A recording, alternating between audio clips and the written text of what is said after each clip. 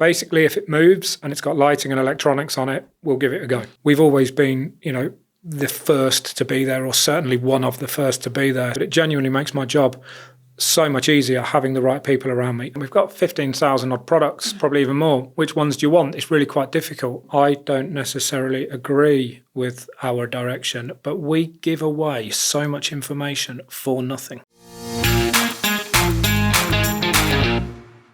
This episode is sponsored by BM Catalysts, Europe's leading manufacturer of catalytic converters, DPFs and front pipes, helping to keep vehicles running cleaner and greener. Welcome back to Garage Talk Unwrapped, the podcast with me, Vicky. And me, Ben. In this episode, we're talking to Neil Grant, Managing Director of Heller Limited, the UK division of a global automotive supplier, and a major partner to the independent aftermarket with their high-quality lighting, electronics, filtration and diagnostic equipment.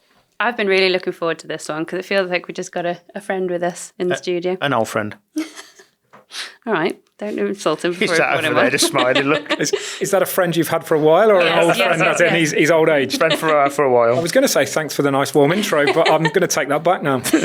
But we have got some ground to cover, and we're going to talk about Heller's history, how the business has evolved, and what's coming next for garages and technicians across the UK. So without further delay, here he is, Neil Grant. Welcome to Garage Talk Unwrapped, the podcast. So, Heller Limited is based in the village of Chipping Warden. Yes. Near Banbury. Yeah. A little off the beaten track, if you don't mind us saying. It is. But Heller is a huge global name in the automotive world. How has the UK business come to fit in the wider company and be based in such a place as Chipping Warden? Okay, so great first question, by the way, and I hope that I can answer this in a way that makes some sort of sense because, we are a very complex organisation, as you can imagine, from somebody of our size and global presence. So let me talk about Heller in the kind of wider context of the planet. Heller really fits into three main pillars. So we have lighting, electronics, and what we internally call life cycle solutions. So I can do the first two pillars together. Lighting and electronics is working with vehicle manufacturers around the globe on vehicles that are being produced today, brand new vehicles, and designed for the future. So we are very much working right at the forefront of what is coming off production lines, but also what is being thought about for tomorrow and obviously after that as well. Those two pillars are all dealt with by our head office. What we also have is life cycle solutions, which again is made up of three areas. We have what's called special original equipment. So this is again working with manufacturers, but in the more niche markets. So it's non-passenger car. So we are talking about things like bus, coach, truck, trailer, agriculture, construction, marine, authorities. Basically, if it moves and it's got lighting and electronics on it, we'll give it a go. Which a lot of that gets missed in the industry, doesn't it? Absolutely right, yeah. And I think from a UK point of view, people don't necessarily see that side of it, albeit obviously our customers do. But I think our main presence in the UK, particularly from a marketing and kind of campaign point of view, is about the automotive aftermarket, which brings us nicely onto that second pillar. So we are selling Heller parts into the aftermarket through the distribution network to ensure that those OE quality parts make their way into garages and workshops around the UK. The third part is our diagnostics and ADAS equipment, so what we brand as garage equipment, and that falls under the Heller Gutmann branding of the organisation. So Heller Gutmann is a brand of what we've got in Heller. I haven't answered a bit about Chipping Warden. It's quite interesting because when I took over as MD, I mean, things move around all the time within the Heller world, but we were regionalised. So we were in a region with France, with Spain and with Italy. Oh, so just down the road. Just down the road, yeah. But our regions were made up of offices in Paris, Madrid, Rome, and Chipping Warden. So what attracted you to the job? Was it? Yeah, was exactly. It Chipping Warden? So it wasn't quite the kind of UK or English name that people were familiar with. Heller has been in the Banbury area for a long, long time. Chipping Warden is a small village about 10 miles away, but we're actually situated on an old airfield which has become, I don't quite know why it's become, but has become an automotive kind of hub. So every business that's on that industrial estate is automotive. So do you have a test track? No test track, unfortunately. It would be great, wouldn't it? When I say automotive businesses, none of them are kind of particularly exciting in terms of being able to drive things and really get to the kind of more interesting part of the industry. But we have plenty of vehicles coming in and out. It's a lot of things for auctions and lease companies that are bringing vehicles in, doing work on them, getting them back out the door. You could test them around the test track. Would be nice, yeah. I mean, if you see the amount of potholes on the industrial estate, I'm not sure testing them would be the way forwards. Testing them for different things and what you think of a test track for. Exactly. Yeah. But that's where Chipping Warden came from. So the connection with Banbury has pretty much always been there. Decided to move out of Banbury to a more convenient kind of site and building that was more suited to the business needs. Okay. And Forvia, is that have I said it right? Yeah, you have said it right, yeah. Is that the overarching... That is. So, yeah, again, if we weren't complex enough, we decided a few years ago to add another layer of complexity. So Hella the majority share of Hella globally was purchased by a company called Faurecia. So there are two trading entities, Hella and Faurecia, but they decided they needed an overarching brand that would recognise it as one group. So Forvia is the name that came out of that. So as you say, that's the overarching brand with two trading entities. Okay. So Hella has been in the UK since 1959, so my research tells me. Correct. Over those 67 odd years, what do you think has been the biggest change in the business? Neil becoming MD. Yeah, I mean, it's funny you say that. No, just to be clear, I know I might look it. I haven't actually been on the planet for those 67 years. Certainly haven't even suggesting it. I'm glad to hear it. So, I can't kind of comment on exactly all the things that have gone on. I think there are some quite fundamental things for Hella. I think the move to Banbury, and I mentioned before that it's been, Hella have been situated in Banbury for most of that time. I think it was early 1970s they moved to Banbury to a premises that was 4 times the size of the previous one. So I think that was the real kind of game changer for Hella to be able to really service more of the market and offer more products. There are so many things that have happened over the years with different products. I've mentioned, obviously, lighting electronics is the kind of core competencies, but a lot of things in and around that. So again, every time new products are introduced or there's another joint venture or another business opportunity that has been opened up, that's obviously been significant for the business as well. Changes in technology is also massive for us, and we're at the forefront of a lot of that. So, the first halogen lighting being introduced into the UK, followed by the first xenon, then lighting which bends round corners, all that type of stuff. We've always been, the first to be there, or certainly one of the first to be there. So I think there's a lot of exciting things that have happened within those 67 years and continue to happen. But I think probably that move in the early 70s was the one that really propelled the business forwards. Yeah. But there's been a lot of good stuff, including me becoming MD, of course. Of course. Well, you've been there 10 years. Yeah. What do you most enjoy about working there? What do you most enjoy about working there and the automotive aftermarket?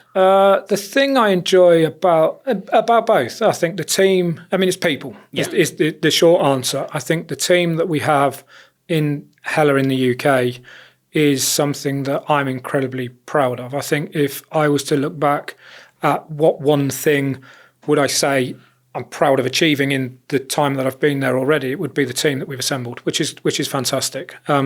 We have a really nice culture about the place, and the people there are brilliant. And it genuinely makes I know it's a bit of a corny thing to say, but it genuinely makes my job so much easier having the right people around me. And that's not just people that are like me or have the same ideas as me. I love having people around me that will challenge. Yeah. One of the things I've actually said to the team for this year is we need to challenge each other more. Yeah. I think we've got, certainly in our leadership team, we've got people that have been there for quite a while now. In fact, we haven't had any changes in our leadership team for probably 2 or 3 years, which is nice. Yeah. But it also can get a little bit comfortable. It gets a bit stagnant, maybe. Yeah, absolutely. You want to have a good argument with somebody, then have a cup of tea after, don't you? Absolutely. And I want to say something and someone goes, actually, do you know what? I really don't think that's the best thing for us to be doing. I think we should do this, because I love nothing more than to actually have different ways to think about things. So, it needs that. But people are definitely the best thing, industry-wise as well. It's something that I was told when I joined the aftermarket, and again, I think, many people say it, yeah, once you join the aftermarket, you won't leave it. And I was thinking, I'm not sure that will apply to me. But genuinely, there are some great relationships with people that I value highly from a personal as well as a professional level, which is great.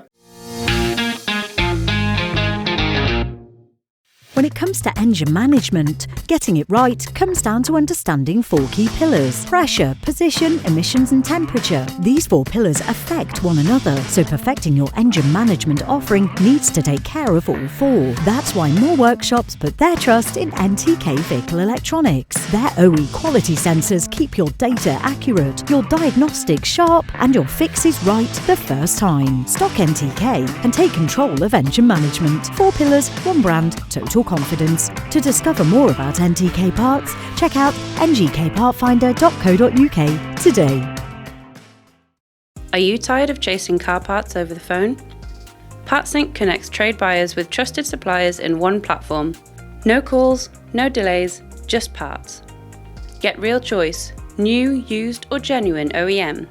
Compare brands, warranty, price and delivery. Suppliers, connect with active trade buyers ready to buy your stock. PartSync, bringing the parts industry together. Book your demo at partsync.co.uk. I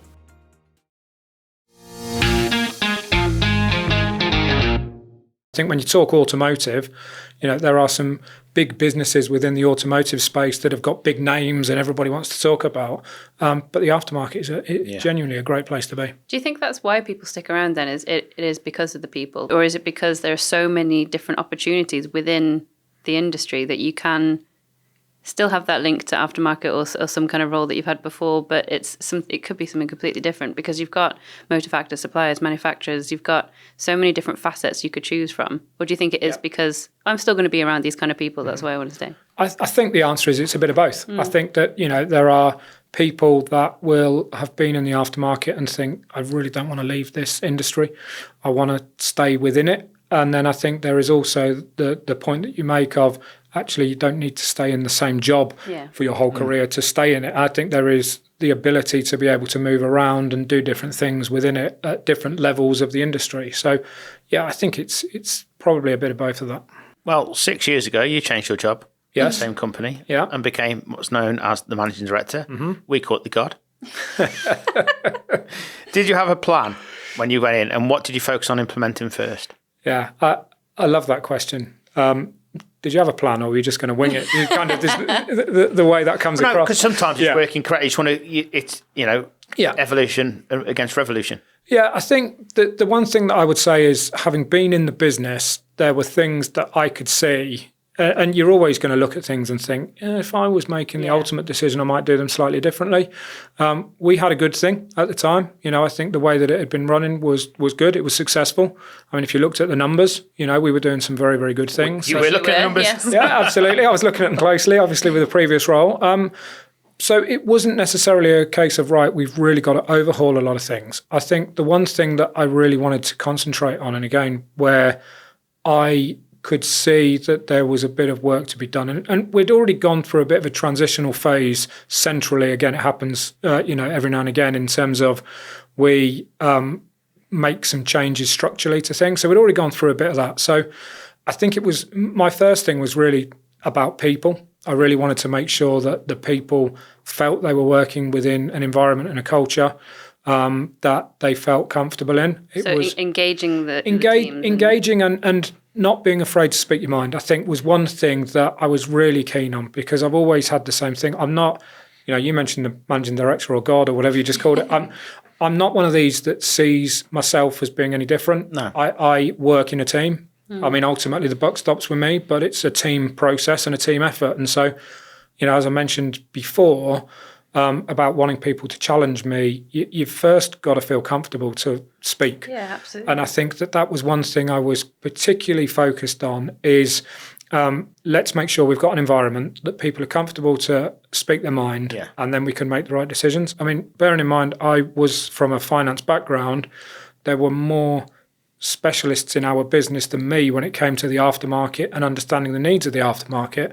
So not only did I want those voices to be heard, I needed those voices to be heard. If we were going to make the best of Hella that we could, I needed people to be coming to me saying, actually, you think this, but I think that. And it's the way we have a conversation. So that was the first thing I really wanted to do, was make sure that the people had a voice and would support me with that. The clue's in the word, managing director. Yeah. You're managing people and you're directing people. Absolutely. And if you can get both equally, equally successful, then you're doing a good job. Absolutely. And I still prefer leading people, but leadership director is maybe not a title too familiar with, but managing I'll take. But and there's always somebody better than you. It's like boxing. Yep. There's always somebody going to beat somebody else. Yep. In that, and in this industry, there's always going to be somebody that has more knowledge than you because they've been in the industry longer. And I've always been comfortable in my own skin. I'm comfortable being in a room, not being the most knowledgeable person in the room. That's fine with me. You are in this room. Yeah. I worked somewhere once, and they took on a director who very openly said, you don't need to know how to do the job yourself. You surround yourself with people who know how to do the job well. Yeah. And I always remember that, because he was awful. Yeah. But I remember that you want to, and when we're talking about it in our company, I want to hire people who are really good at doing it better, way better than me, because I want them to run with it and teach me things and be way better at it than I do. So, well, I'm hoping I'm not completely awful, and it's. I wasn't talking about. No, I know, but I completely agree with you, and I think that is where you have to be comfortable with who you are and what you want to achieve. Because I love nothing more than hiring people that know more than I do, that I can still learn things from. So, yeah, I completely agree with you. It's massively important. Must have been a big help having worked there already anyway as a finance director. You weren't going in cold, just you knew about the company. It was, although, I'm going to say this because I don't think I'm in danger of anybody hearing this that I'm about to offend. But there was a previous finance director that became managing director, and it was quite a while before, but there was still one or two people in the business, and they'd say, yeah, we did this before, it didn't work. And when you're like, well, great, thanks, you've just really stereotyped a whole situation. And again, times were different then. I'm not even suggesting the individual was not capable. It was a completely different time for the business. But when you're kind of going into it thinking, at least I've got the backing of the people, and then one or two would go, we've got on all right while you've been finance director, but this didn't work before. So it was, but you proved them wrong. Exactly. But it was it was a really nice thing to have. And again, one of the first things that I had to implement, again, I had a plan, which I think was the question we've kind of wandered from, but the plan went out the window because 10 weeks in, we were in our first lockdown. So one of the first things I implemented was the furlough scheme, which wasn't the plan. But actually knowing the people and having the trust of the people was really important, because they kind of said, look, this is all new to all of us, but we trust you. If I'd have been in that role for 10 weeks, having not known the people for the last 4 years before it, that would have been really hard, I think. Yeah. So, it's nice to know that you're coming into that role, that people at least kind of feel like they've got somebody they know and they can trust. Yeah, to a point. Hella's range is wide, as we've already mentioned. So what development or product are you and the team most proud of? I know you talked about a lot about technology changing during the time you've been there, but what's the standout thing for you? Yeah, I think, first of all, you're right, that we are very complex. I always say it's one of our main strengths and one of our main weaknesses because, sometimes we go into meetings, I feel a bit like a kind of market trader that opens the coat and says, which one do you want, with all these different things. Gold toothbrushes. Yeah, exactly. And I'd love to be able to go into a meeting and just kind of go, we are a specialist in this and we have 5 products and this is where we are. We're kind of going, we've got 15,000 odd products, probably even more. Which ones do you want? It's really quite difficult. But I think, when we look at what we've got and what we've achieved, and again, in my time with the business, it's our electronics range, because Hella has always been known for lighting. Rightly so. I mean, that's where the heritage comes from. But we are massive with electronics as well.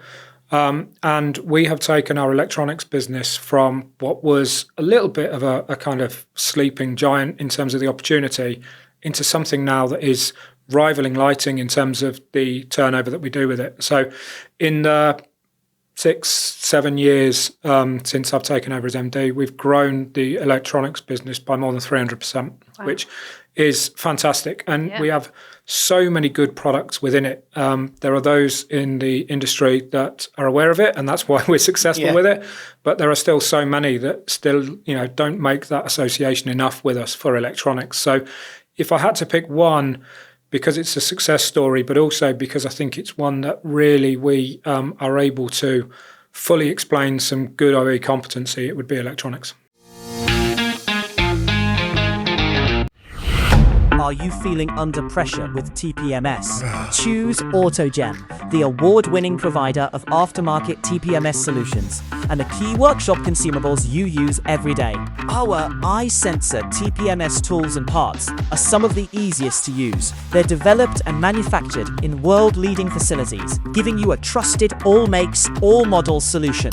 With award-winning training from decades of experience and taking over 600 support calls every month, we'll help you solve even the most awkward TPMS problems. Visit autogem.co.uk for more information and quote Garage Talk online when you contact us for exclusive offers. When quality matters and emissions count, demand precision. BM Catalysts is Europe's leading manufacturer of aftermarket hot-end emissions products. From catalytic converters and OE-level components to expert technical training available on Garage Pro, BM delivers best-in-class manufacturing, rigorous performance and full compliance. Need parts you can trust? Visit bmcats.com. Partner with BM. Drive profit, exceed expectations. For garages listening, who we're talking to, of course, how do Hella and the Hella Gutman products, how do they make their day-to-day work more efficient and more, easier? Yeah, and again, this is another thing that I'm really proud of in terms of what we've achieved at Hella in the last 5 or 6 years is we have become a 360-degree solution for garages and workshops. So, we offer diagnostics equipment and we offer some really, really good diagnostics equipment. I think there has been a bit of a misconception in the past that we're Hella, therefore our diagnostics is only at the premium end of the market and we don't have solutions for the wider market. We have a diagnostics solution for all. So wherever a garage is on that journey of diagnostics, we have something for them, from remote diagnostics, where we have our own technicians in-house. So again, if a garage wants to use that option or route, they can plug in a device into the OED port and they get a direct link through to our guys who can dial into the OE tools and help them and support them to fix an issue with a vehicle. We obviously have the parts, which kind of speaks for itself across the multiple product ranges we've talked about. We offer ADAS equipment as well. So again, talking about modern vehicles with cameras and sensors that need calibration. You set up your own workshop for ADAS, haven't you? We have. We've been there, very fortunate to be there. That's a massive part of the welcome, Taylor. Yeah, it is. And again, we've always had the kind of workshop on site. We've never utilised it. It was crazy. We've had it we get customers mainly, to come in and we'll give them some product demonstrations. So it was something I said, let's open this up. We've now got a fantastic training manager in Steve Fox. We're IMI accredited. We're offering ADAS AOM 230 courses. We're also getting people in and educating them on our products and different things as well. And there is a training element to that. We send people out to help guide garages and workshops, talk through the diagnostics tools and all that type of stuff. So we have this whole solution, which is great. And I think that it's something that, when garages and workshops are looking at where to turn to for support, particularly in an environment and a world that is changing so quickly, then we can offer support in all areas that they're looking for. And I think that's vitally important as well. And you can adapt just like that. Yeah, absolutely. Yeah. And again, whether it's, talking to somebody that's looking to get involved in diagnostics maybe for the first time, then great, we can support that. But also if it's people that are now looking at, I've not worked on EVs before. How do I do that? Well, actually, you can change the licensing on the diagnostics equipment to say, actually, you've not needed it before. You can now increase your license to the next level. That opens up an EV platform. We've got, a kind of high voltage tool that can support the diagnostics tool. The tool talks through, everything you need to be doing, and we offer technical support with it as well. So there are so many levels to what we offer, and I think for garages listening, if they're not already looking at Hella to help and support them, then I would recommend they do, obviously. And immerse themselves in it. Don't just get absolutely fully involved. Yeah. Completely. As you mentioned cars, and you mentioned that word or 2 letters EV. How do you see the market? Great question. I think... thank you. That's why we run this podcast. I mean, again, I will clarify this with this is a Neil Grant personal view rather than anything linked to Hella, just in case I There's a caveat there. go down a route that maybe wouldn't be agreed by the powers that be in our organisation. I think everybody looks at the future as being what's replacing the combustion engine. I think it's a case of we've had this type of vehicle for a number of decades. What's next and what's going to replace it? I'm not sure there will be a replacement for it. I think that what there will be is a selection of things available. I think EV will have its place. Do I think EV will necessarily take over and become a replacement? I think it's difficult. I think, even now with EVs trying to grow and develop, there is, infrastructure challenges. I think that there is a whole host of things for that to become mainstream. What happens with batteries at the end of their life? Yeah. There's a whole piece around that still needs to be sorted out. Then we've got hydrogen, and where does that come into it? How is that going to become cost effective, and how does it work? So I personally, and again, I keep coming back to that personal opinion, is that there may be just a multitude of things in the future. And actually, it won't just be we're replacing one with another. We're replacing something that's been around for a long, long time with alternative fuels that maybe there is a range and a selection of. I'm going to be honest, Vicky, I think that's the best answer we've had on there. It's very, very balanced, yeah. Yes. Normally we have people very much one side of the fence or the other. So I think we'll cut out the personal quotes. When we edit it. When it gets edited out. This is pieced together. This is the corporate view of Hella. We'll put that in. Why did I say that? Yeah. Talking about looking ahead though, what else is coming up for Hella UK that you think garages should be excited about? Loads. If I'm honest, I think that the good thing and the thing that I really like about Hella is it's a constantly evolving organisation with lots and lots of things happening. So one thing that we are really passionate about, and I've never really seen a passion in the business, I don't just mean in the UK, I mean in the wider business of Hella, haven't seen everybody get so passionate about the fact that we're returning to thermal management. So we have our penguin mascot, which has been seen around the industry. But we were involved with thermal management for a number of years, exited from a joint venture that we had, left the market for a little while, and are now back with it. And there's a real appetite in the market for it as well. I think people associate Hella with thermal management. Yeah. And it's great. So there's a real buzz about that coming back. We are literally this week talking about the second phase. So it's a phased return. We've got a lot of products in now for this second phase, and that's where it's really going to start ramping up. So again, thermal management is really big for us. I think bringing it back to more the kind of garage level as well, I think the diagnostics segment is something that is really, really interesting. So again, remote diagnostics continues to gather pace. We are one of the biggest remote diagnostics providers in Europe, doing a number of tickets. We have hubs in Germany, Denmark, the UK, and also in Hungary. So again, we have a dashboard that we can feed off each other and do huge amounts of jobs in and around Europe. We have new diagnostics tools, so our S20 tool that was launched not too long ago. Again, a real game changer for us in terms of that easy to use kind of lower end of the market type tool. We have our Megamax X, which again, we're looking at the succession of that or how that's going to evolve, which will be coming out hopefully towards the later part of this year. So there are a lot of things that are happening, which is really, really good. And I think the training element of what we're offering as well, and the support. Getting that out to garages is massively important. So I think that is something else that we will continue to develop and evolve. I don't want us to become a training provider. There are enough people within that space. But I want us to offer not just parts and equipment. I want us to offer that support that sits alongside it. The actual training side of things, especially diagnostics, I think is simple. Is we've got to educate people not to say, how do I clear that code? Yeah. And I think if we can get that then, you've then got a different level of people talking about diagnostics because you get sick of it. How do I clear that code? Yeah. That code is there for a reason. Yeah, absolutely. And I think the other thing with diagnostics is people are really surprised when they start using diagnostics tools properly. Yeah.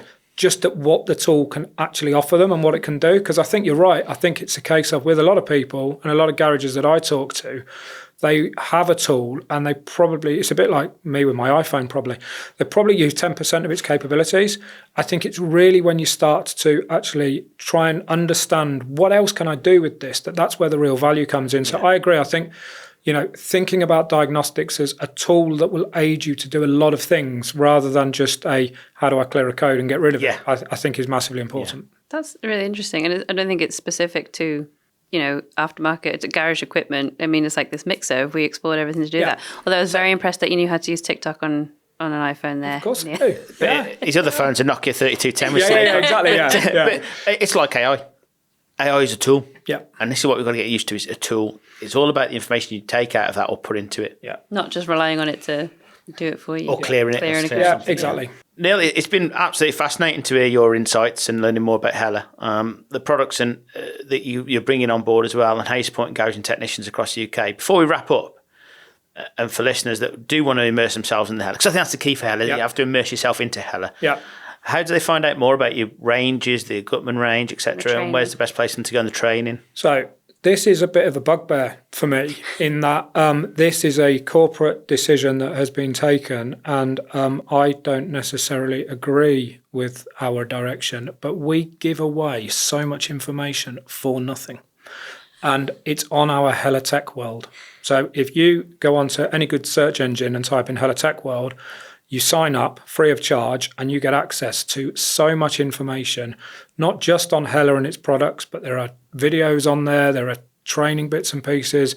There is so much stuff that I genuinely think we could charge for and that people would pay to have. Oh, without a doubt, yeah, because we use it with our Garage Talk and Wrap magazines, your Tech Talks. They are so informative. Yeah, it's great. So, the bugbear of mine is that we're not making money off it. Again, that might be the finance director coming back out in me. But if anybody wants any more information, I mean, they can reach out to me directly. That's another thing as well. So, find me on LinkedIn or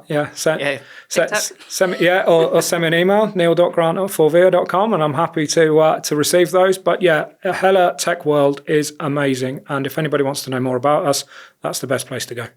Thank you so much for joining us today, Neil. Hope it hasn't been too painful for you. It's been great. Thank you both. It's been great having you on. Where else do you get access to an MD? You're giving his email address out. I know. There you go. Are you sure you're happy with that? Yeah, it's absolutely fine. Yeah, I don't need to respond to them. I'm joking. It's absolutely fine. Just while you're on here, what's your PIN code? Yeah, it is 1, 2, 3, 4. Isn't everybody's? No, brilliant. Thanks very much, Neil. It's amazing. Thank you. No worries. Thanks. Who knew Hella had such a range? I see you've me saying it, Vicky. 15,000 products. We should have got him to name them all.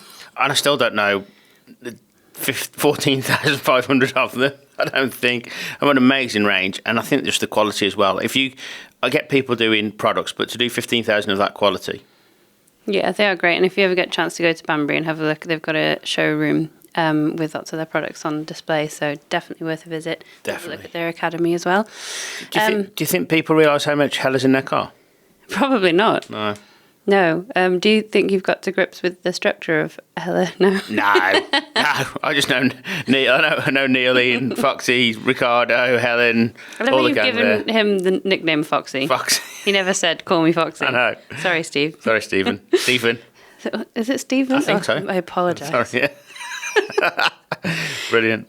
And Neil was right about what he was saying about the culture of Hella and their staff. You can tell that they love working there, that they enjoy it, that they all respect Neil, and it does definitely have a different feel to it, doesn't it, than most big, corporate or not companies. It's kind of a corporate company run by a non-corporate person, but the best person for the job. Yeah. That's all for this episode. A huge thank you to Neil Grant. You can find out more about Hella at hella.com/techworld/UK. And of course, another thank you to BM Catalysts for being this episode's sponsor, the UK and Europe's leading manufacturer of catalytic converters, DPFs and front pipes. You can find out more at bmcats.com. I have news about BM Cats. Go on. They're sponsoring it for the rest of the year. Hey! Thank you, Mr. Blinston, or MC Blizzy as we now know him as. Finally, thank you so much to you, the listeners. Thank you for joining us today. If you enjoyed the conversation, don't forget to follow Garage Talk on your favourite podcast platform, and also press that bell so you never miss an episode. Next time we're talking to Quentin Lahatet from Jeeper, about the UK car park and all the facts and figures about the aftermarket that garages need to be thinking about. It's actually really, really interesting. Any mentions of you hitting him and knocking his glasses off? Anyway, that's it for this week. Thanks very much for listening. Thanks, bye. Bye.